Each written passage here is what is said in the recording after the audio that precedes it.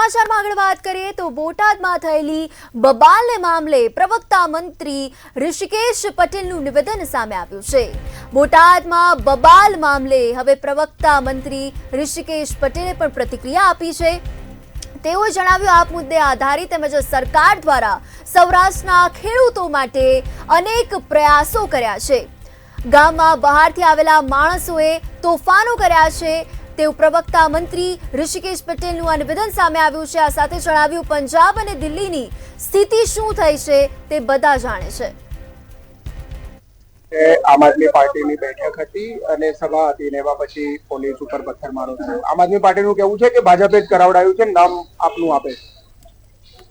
હકીકતમાં આખી તમે ઘટના જોવા જશો, જે કપાસની ખરીદી બોટાદ અને લાઠીદળમાં જે થઈ રહી હતી એમાં ક્યાંક નાના મોટા વિષયો ધ્યાનમાં આવતા તરત જ 10મી તારીખે પણ મીટિંગ થઈ હતી અને તાત્કાલિક મૌખિક ખાતરી આપીને કહેવામાં આવ્યું હતું કે તમામ પ્રકારનો માલ વેપારીઓ દ્વારા ખરીદવામાં આવે, એ પ્રકારની સૂચનાઓ પણ આપી દીધી હતી।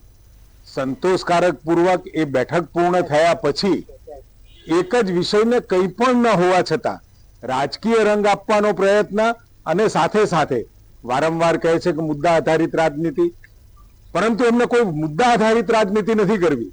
ખેડૂતનો વિષય છે તો ખેડૂત માટે આદરણીય પ્રધાનમંત્રી મોદી સાહેબે જ્યારે અહીંયા મુખ્યમંત્રી હતા ત્યારે સૌરાષ્ટ્ર માટે, કચ્છ માટે, ઉત્તર ગુજરાત માટે 1-1 મિલિયન એકર ફીટની પાણીની જે વહેંચણી હતી એ પૂરતા પ્રમાણમાં એ પાણી મળે એના માટેની વ્યવસ્થાઓ કરી। સૌની યોજનાઓ દ્વારા તળાવો ભરવા, ચેક ડેમ્સ ભરવા, ઉત્તર ગુજરાત માટે પણ એ પ્રકારની વ્યવસ્થા અને કચ્છ સુધી પાણી પહોંચાડ્યું।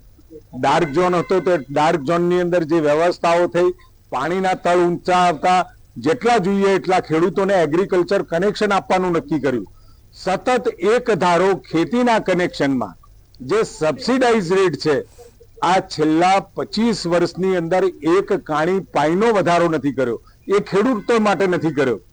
અને જે કનેક્શન જે પણ કોઈ ખેડૂત કુવાનું માગે, બોરનું માગે કે કોઈ પણ પ્રકારના કનેક્શન માગે તો ક્વોલિટી વીજળી સહિત તાત્કાલિક એ કનેક્શન